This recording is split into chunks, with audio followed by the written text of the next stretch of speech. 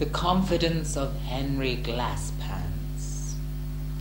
Good evening. I'm a Sudan Arab agent in the pay of Baghdad. Kim Wilde doesn't get out to see many gigs, for the son eats low-fat spread. Crazy normal about the stray cats after a feast of tinned tomatoes and cod. The ginger radio bully sausage spitefully refuses to play us. Mark E. Smith.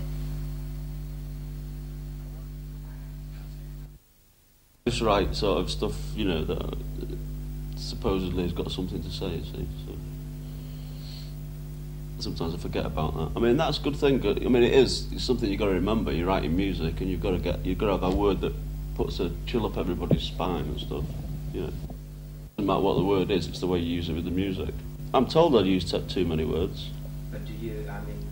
But you see, what I have is a very original approach to writing. You see, because it's not educated, but it's not jargonised. I don't think. Like most commonest criticisms of the Fall nowadays is that they sound the same. You know what I mean?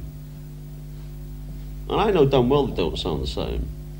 But like it's like some kind of crime. You know what I mean? Because they want this kind of like novelty value thing. People know nowadays that they can't lay that thing on me about being a pop star. They can't do it anymore. It's the really greatest achievement, really. I don't appreciate it. You get this guilt thing where you think you've come so far, but when you look around, you haven't come that far. I get more and more sort of frightened of things as I get older, you know. Sometimes the thing about being older is I think you can just like take it a lot more. Your spirit, it handles it a lot better. Yeah, I know, but I mean, I suppose I could become a poet when I get older, or some or writer or whatever, you know. I think the book world is a crappy world. I don't know why. I just get this impression it's an evil world somehow. Would it be as crappy and as evil as the rock and roll world? I think so, yeah. Because it asks a lot more of you and gives you even less. I've sort of run out of books, mate. You could say I've been perverted back. We played somewhere like the Peppermint Lounge or somewhere, and this bloke was asking me to stand on this cross all the way through the set. You had these two crosses, and he says, if you go on there, you know, go on there or go on there, you know what I mean? When during the set, I mean, it's something I never do. I never face the audience much anyway, you know what I mean?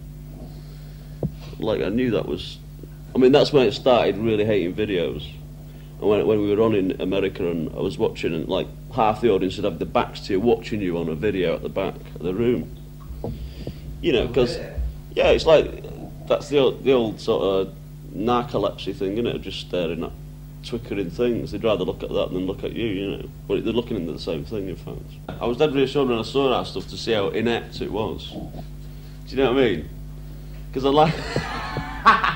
I like your stuff. You know why I like your stuff? It reminds me of Tea Time TV.